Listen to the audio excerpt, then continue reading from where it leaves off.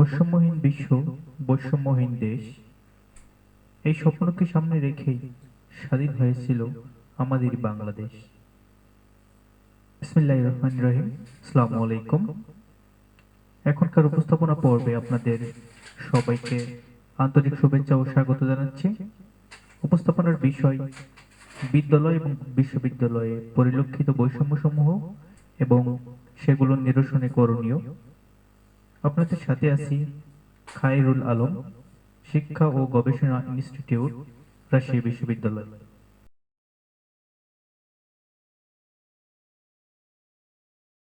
উপস্থাপনার শুরুতেই বৈষম্য শব্দটির সাথে আপনাদেরকে পরিচয় করিয়ে দিব। ইংরেজি শব্দ ডিসক্রিমিনেশন থেকে বৈষম্য শব্দটি এসেছে। ডিসক্রিমিনেশন শব্দটি প্রায় আমরা শুনে থাকি। সোশ্যাল মিডিয়া থেকে শুরু করে সকল সংবাদ মাধ্যম, গণমাধ্যম এবং বিভিন্ন সভা, সেমিনার ইত্যাদিতে আমরা শুনে থাকি বৈষম্য করা হচ্ছে, জেন্ডার বৈষম্য করা হচ্ছে, রাজনৈতিক বৈষম্য করা হচ্ছে। আসলে ব্যাপারটা কি? বৈষম্য জিনিসটা কি? বৈষম্যটাকে যদি আমরা সহজভাবে সংজ্ঞায়িত করি তাহলে বলতে হয় বৈষম্য বলতে আসলে বোঝায় সাধারণত নির্দিষ্ট নিয়মের বাইরে বা রীতির বাইরে গিয়ে কোনো ব্যক্তি বা কোনো প্রতিষ্ঠান বা অন্য কোনো সংস্থাকে কোনো নির্দিষ্ট সুবিধা পাইয়ে দেওয়া অথবা অন্য কাউকে তার প্রাপ্য ন্যায্য অধিকার থেকে বঞ্চিত করা, একই সাথে অন্যকে সেই সুবিধাটা দেওয়া। অর্থাৎ ন্যায্যতাকে না মেনে অন্যায়ভাবে অথবা নিয়ম নীতির বাইরে গিয়ে কাউকে সুযোগের অসম ভাবে বন্টন করা এবং কাউকে বেশি সুযোগ দেওয়া এবং নীতি না মেনে এই কাজগুলো করাই হচ্ছে বৈষম্য। ইতিহাসে কখন কিভাবে এই বৈষম্য শব্দটি এসেছে সেটি নিয়ে তেমন কিছু বলা হয় নাই। বৈষম্য ব্যাপারটি আরো যদি ক্লিয়ার করে বোঝানো হয় তাহলে ধরুন আপনি দান করছেন, অর্থাৎ একটা স্বেচ্ছাসেবী প্রতিষ্ঠানের হয়ে আপনি ডোনেশন করছেন। ধরেন এই ডোনেশনটা কোনো এতিম শিশুদের জন্য করা হচ্ছে, কিন্তু দেখা গেল তার মধ্যে আপনার পরিচিত বা আপনার এলাকার অনেক শিশু আছে, আবার বাইরে তারা সবাই একই জায়গায় থাকে, একই প্রতিষ্ঠানে তারা পড়ছে। এখন আপনার পরিচিত বলে আপনি যদি কাউকে বেশি সাহায্য দিয়ে থাকেন এবং যখনই আপনি একজনকে বেশি দিবেন তখন অন্যজনের জন্য সেটি আনুপাতিক হারে কিন্তু কমেই যাবে। সুতরাং এই যে আপনি বৈষম্য করলেন, অর্থাৎ এই যে সুযোগটা সকলের জন্য সমান ছিল কিন্তু আপনার কাছে একটু ক্ষমতা ছিল এটিকে অপব্যবহার করার, আর আপনি সেটাই করলেন। হতে পারে আপনার আন্তরিকতা থেকে, হতে পারে আপনার আবেগ থেকে এটি করছেন, তবুও এটি একটি বৈষম্য। পৃথিবীতে অনেক দেশেই অনেক ক্ষেত্রেই বৈষম্য দেখা যায়। যে স্পষ্ট একটি উদাহরণ আমরা দেখতে পাই যে সাদা কালো বৈষম্য। আমেরিকা কিংবা দক্ষিণ আফ্রিকা মহাদেশে এটি বেশি হয়ে থাকে। আমেরিকার ইতিহাসের দিকে তাকালে ইতিহাসের সবচেয়ে বেশি আলোচিত সমালোচিত প্রেসিডেন্ট বারাক ওবামার পরে যিনি আসছেন অর্থাৎ ডোনাল্ড ট্রাম্প, তার নির্বাচনের জয়ের সাথেই বৈষম্য ওতপ্রোতভাবে জড়িত। আমরা জানি বা দেখে থাকি মিডিয়া গুলোতে যে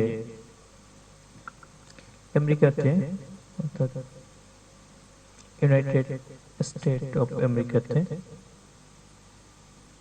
সাদা অর্থাৎ শ্বেতাঙ্গ এবং কালো অর্থাৎ কৃষ্ণাঙ্গদের মধ্যে একটা বৈষম্যপূর্ণ ভাব আমেরিকার ইতিহাসের শুরু থেকে চলে আসছে। তারই পরিপ্রেক্ষিতে 2016 সালের নির্বাচনে শ্বেতাঙ্গদের নিরঙ্কুশ সাপোর্ট পাওয়ার জন্য যে প্রচারণা চালিয়েছিলেন ডোনাল্ড ট্রাম্প, সেখানে কিন্তু তারা তার প্রতি আবেগী হয়ে অর্থাৎ ওই যে সাদা কালো বৈষম্যটাকে হৃদয়ে লালন করে তাকে নির্বাচনে জয়যুক্ত করেছিলেন। এটাই কিন্তু বৈষম্যের একটি স্পষ্ট সুস্পষ্ট উদাহরণ। দক্ষিণ আফ্রিকার ইতিহাসের দিকে তাকালে আমরা দেখতে পাই দক্ষিণ আফ্রিকা সবচেয়ে আলোচিত নোবেল জয়ী নেলসন ম্যান্ডেলা, তিনি এই সাদা কালোদের মধ্যে বৈষম্য দূর করতে অনেক সংগ্রাম করেছেন, যার কারণে তাকে বারবার কারাবরণ করতে হয়েছে। এসবই হচ্ছে বৈষম্যের উদাহরণ। আমরা আমাদের আশেপাশে তাকালে আমাদের সমাজের প্রতিটা ক্ষেত্রে বলা যায় রয়েছে বৈষম্য।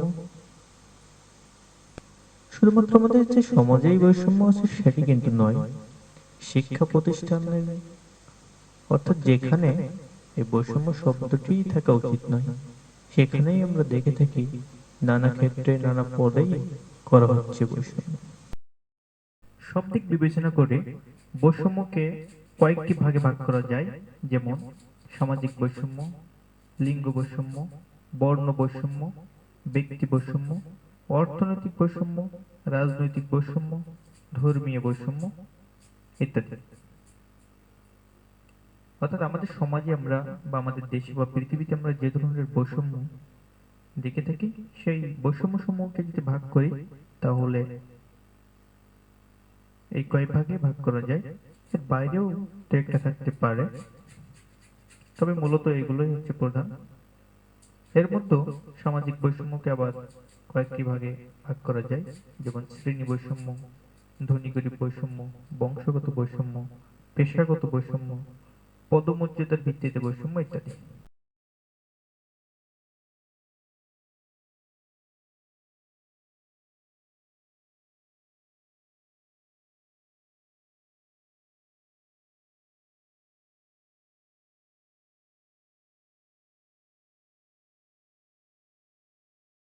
এবার আমার বিদ্যালয় জীবনে আমি যে সকল বৈষম্য দেখেছি তা নিয়ে কথা বলবো। অনেক ছোটবেলায় যখন স্কুলে যেতাম তখন বৈষম্য জিনিসটি কি আসলে বুঝতাম না। কোন একটা কিছু হচ্ছে, একজন পাচ্ছে আর একজন পাচ্ছে না। স্কুলের শিক্ষকদের কাছে একজন বেশি প্রিয় আর একজন বেশি প্রিয় না। কখনো এটিকে বৈষম্য যে বলে এটি কখনোই বুঝতাম না। অর্থাৎ এটিকে কি বলে, আমরা শুধু বুঝতাম কি অন্যায় করা হচ্ছে, বা হতেই পারে যে একজন শিক্ষক একজনকে বেশি পছন্দ করবেন, একজনকে করবেন না, এটাকে আর কি বলবে, অন্য কিছু হয়তো বলে না। বিদ্যালয়ে আমরা যখন পড়ালেখা করেছি, অর্থাৎ আমি যখন বিদ্যালয়ে পড়ালেখা করেছি, তখন বিভিন্ন ধরনের বৈষম্য দেখেছি, যেটি এখন বুঝতে পারি সে সকল বৈষম্য সময়ে সে সকল বৈষম্য সময়ের মধ্যে অন্যতম হচ্ছে ব্যক্তি বৈষম্য, বর্ণ বৈষম্য, ধনী গরিব বৈষম্য, রাজনৈতিক বৈষম্য, ধর্মীয় বৈষম্য, সাংস্কৃতিক বৈষম্য, লিঙ্গ বৈষম্য, সামাজিক বৈষম্য। অর্থাৎ ইতিপূর্বে যে সকল বৈষম্য নিয়ে আমরা আলোচনা করেছি তার সব কিছুই আমরা বিদ্যালয়েও দেখতে পাই, বা আমি পেয়েছি। কিভাবে পেয়েছি এটি নিয়ে এখন কথা বলবো।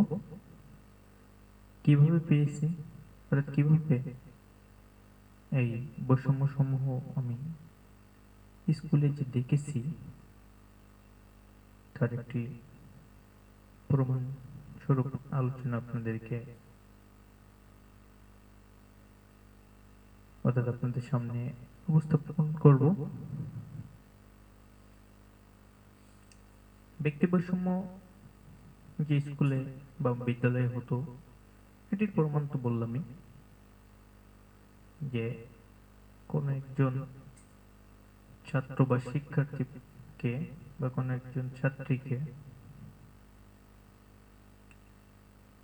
কোনো একজন শিক্ষার্থীকে কোনো একজন শিক্ষক বেশি পছন্দ করেন। শুধু যে পছন্দ করেই সীমাবদ্ধ থাকেন তা নয়, দেখে যায় বা দেখেছি একই ধরনের লেখা পরীক্ষার খাতায় ছিল,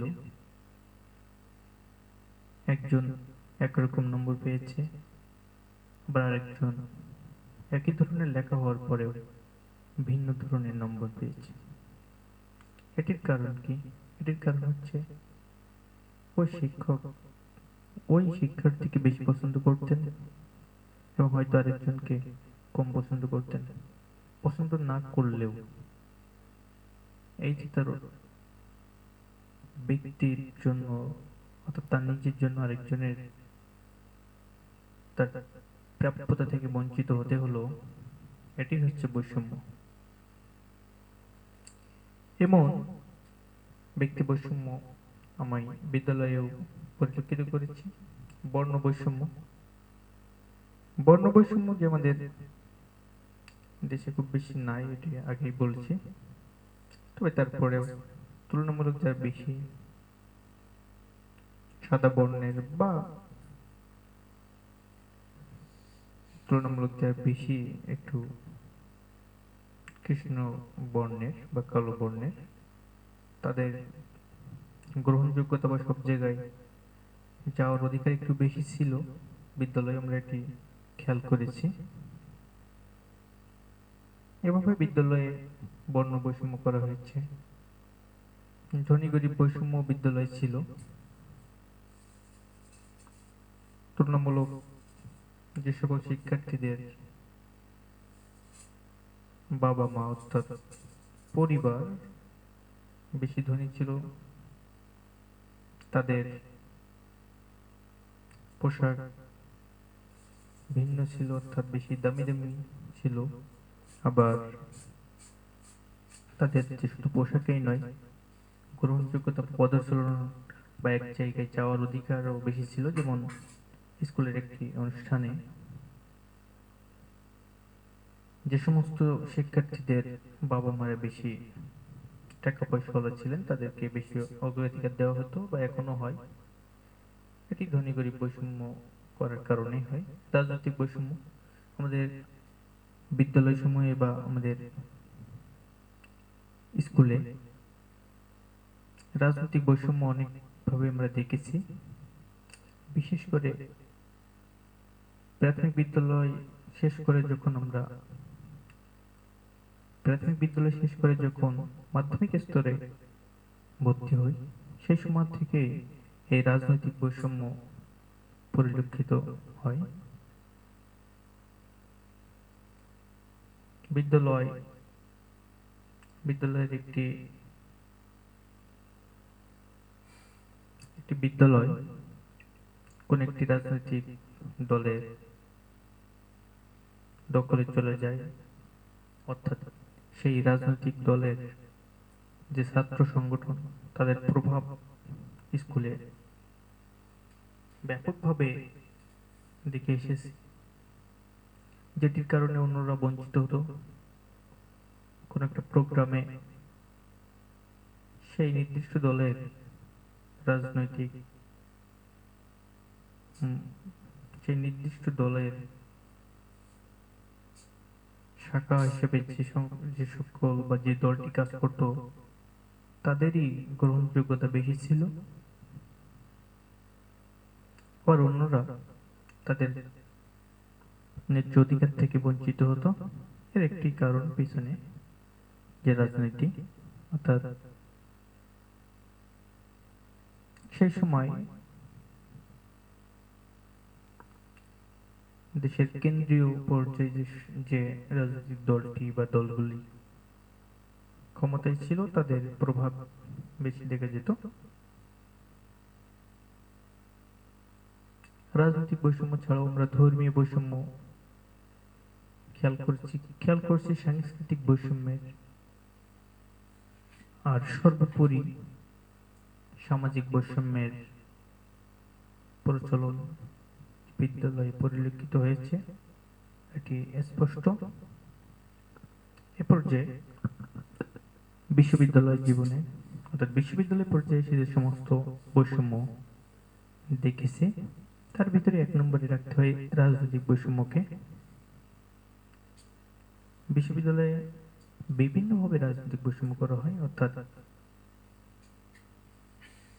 স্কুলে যে বৈষম্যটি একটু কম হতো, এই পর্যায়ে এসে সেই বৈষম্যের মাত্রা আরো বেড়ে যায়। রাজনৈতিক বৈষম্য সবচেয়ে বেশি বিশ্ববিদ্যালয়ে পরিলক্ষিত হয় বিশ্ববিদ্যালয়ের আবাসিক হল সমূহে। রাজনৈতিক কারণে অর্থাৎ রাজনৈতিক বিবেচনায় আবাসিক হল সমূহে ছাত্রদের অবস্থান দেখা যায়। এখানে মেধার ভিত্তিতে নয়, প্রায় যে রাজনৈতিক দলের প্রভাব বিশ্ববিদ্যালয়ের ভিতরে বেশি, সেই রাজনৈতিক দলের ছাত্র সংগঠন, সেই ছাত্র সংগঠনের সাথে যে জড়িত হলে ওঠার ক্ষেত্রে বা বিশ্ববিদ্যালয়ের আবাসিক হল সমূহে আসন পাওয়ার ক্ষেত্রে এদিকটা বেশি বিবেচনা করা হয়। যদিও বিশ্ববিদ্যালয় কর্তৃপক্ষের কাছে বিশ্ববিদ্যালয় কর্তৃপক্ষের এটি কোনোভাবেই করার কথা নয়, তারপরেও তারা রাজনৈতিক প্রভাবের ঊর্ধ্বে না হওয়ার কারণেই এটি হয়ে থাকে।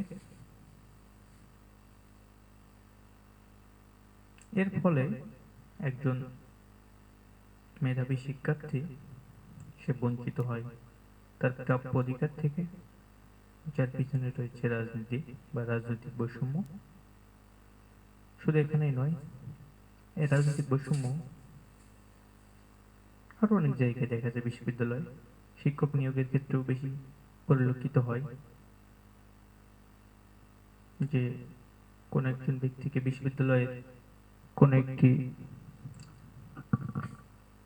বিভাগের শিক্ষক হিসেবে নিয়োগ দেওয়ার ক্ষেত্রে তার রাজনৈতিক ইতিহাস দেখা হয়। ছাত্র জীবনে সে কোন রাজনৈতিক দলের সাথে তার সম্পৃক্ততা ছিল সেটা বেশি পরিলক্ষিত বা সেদিকটা দেখা হয়। তার মেধাকে কম মূল্যায়ন করা হয়। এভাবে শিক্ষক নিয়োগের ফলে মেধাবীরা বঞ্চিত হয়, যার পিছনে রয়েছে রাজনৈতিক বৈষম্য। এছাড়াও বিশ্ববিদ্যালয়ে জেন্ডার বৈষম্য অর্থাৎ লিঙ্গ বৈষম্য পরিলক্ষিত হয়। এখানেও এই পর্যায়ে এসেও মেয়েদের জন্য একটি কাজ আলাদা এবং ছেলেদের জন্য আরো একটি কাজ, অর্থাৎ ছেলে এবং মেয়েদের জন্য সংরক্ষিত কিছু কাজ রাখা হয়। এখানেও বৈষম্য করা হয়। ধর্মীয় বৈষম্য, সাংস্কৃতিক বৈষম্য এবং অন্যান্য যে সকল বৈষম্য রয়েছে সেগুলো বিশ্ববিদ্যালয়ের পর্যায়ে এসেও আমরা একটু একটু হলেও দেখতে পাই। অর্থাৎ বিশ্ববিদ্যালয়ে কোনো নির্দিষ্ট কোনো একটি বৈষম্যের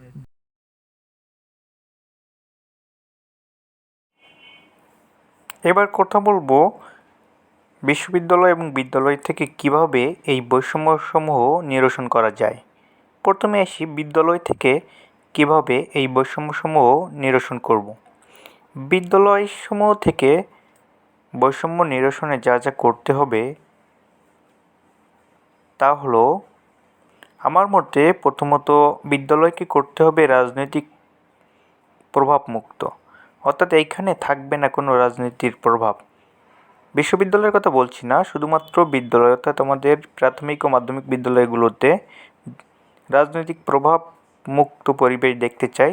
যদি এটা করা সম্ভব হয় অনেকাংশে বৈষম্য কমে যাবে, কারণ আমরা দেখে থাকি রাজনীতির প্রভাব বা রাজনৈতিক ব্যক্তিবর্গের প্রভাবের কারণে আমাদের শিক্ষা প্রতিষ্ঠানে শিক্ষার মান নষ্ট হচ্ছে, শিক্ষা কার্যক্রম বিভিন্নভাবে বিলম্বিত হচ্ছে। এ সকল কারণে শিক্ষা প্রতিষ্ঠান থেকে রাজনীতি সরিয়ে ফেলতে হবে। তারপর অভিভাবকদের হতে হবে শিক্ষার প্রতি অনুরাগী, সকলের সাথে সমান আচরণ করতে হবে। শিক্ষকদের ব্যক্তিপ্রিয়তা থেকে বেরিয়ে আসতে হবে, অর্থাৎ একজন শিক্ষার্থী তার কাছে বেশি প্রিয় আর একজন কম প্রিয় এরকম আচরণ করা যাবে না, অর্থাৎ শিক্ষকদের বৈষম্যমূলক আচরণ থেকে বেরিয়ে আসতে হবে। পরীক্ষার খাতা মূল্যায়নে সকলের জন্য সমান সুযোগ দেওয়া হয়, অর্থাৎ সকলকে সমান দৃষ্টিতে দেখা হয়, সেটি নিশ্চিত করতে হবে। বিদ্যালয়ের ম্যানেজিং কমিটি নির্বাচনে সবার অধিকার দিতে হবে, অর্থাৎ যে অভিভাবক চায় তিনি ধনী হোক বা গরিব তাকে সুযোগ দিতে হবে। এই সমস্ত কাজ করলে বিদ্যালয় থেকে বৈষম্য নিরসন করা সম্ভব হবে। আর বিশ্ববিদ্যালয় থেকে বৈষম্য নিরসনে আমার পরামর্শ হচ্ছে, বিশ্ববিদ্যালয়ে ছাত্র রাজনীতি হতে হবে শুধুমাত্র শিক্ষার্থীদের জন্য, অর্থাৎ শিক্ষার্থীদের দাবি দেওয়া চাওয়া পাওয়া ইত্যাদি এর ছাত্র রাজনীতির মাধ্যমে আন্দোলনের মাধ্যমে আদায় করার লক্ষ্যে শুধুমাত্র ছাত্র রাজনীতি বিশ্ববিদ্যালয়ে চলবে বা চলতে দিতে হবে। বিশ্ববিদ্যালয় বলছি না যে রাজনীতির বাইরে রাখতে হবে, তবে শিক্ষকরা যারা রাজনীতির সাথে জড়িত থাকবেন তারা সেটাকে যেন শিক্ষা কার্যক্রমের ভিতরে না নিয়ে আসে, সেদিকে দৃষ্টি রাখতে হবে। ছেলে মেয়ে বলে আলাদা আলাদা ব্যবস্থা করা, অর্থাৎ এটাই ছেলেদের কাজ শুধু ছেলেরাই করবে, এটি মেয়েদের কাজ শুধু মেয়েরাই করবে, এটা থেকে বেরিয়ে আসতে হবে। শিক্ষককে সব শিক্ষার্থীকে সমান দৃষ্টিতে দেখতে হবে। বিশ্ববিদ্যালয়ের শিক্ষক নিয়োগে যে রাজনীতির রাজনৈতিক ব্যাকগ্রাউন্ড দেখা হয় সেটাকে আমাদের এখন থেকে চিরতরে দূর করতে হবে, তাহলে ভালো শিক্ষক আসবে এবং বিশ্ববিদ্যালয়ে আমরা ভালো শিখতে পারবো। এই ধরনের কাজগুলো করলে বৈষম্য নিরসন হবে বলে আমি মনে করি। এভাবেই আমাদের বিশ্ববিদ্যালয় এবং বিদ্যালয় থেকে বৈষম্যসমূহ নিরসন করা যাবে। এছাড়াও আরও অনেকভাবে হয়তো যেতে পারে। সর্বোপরি ভিডিওটি দেখার জন্য সবাইকে ধন্যবাদ।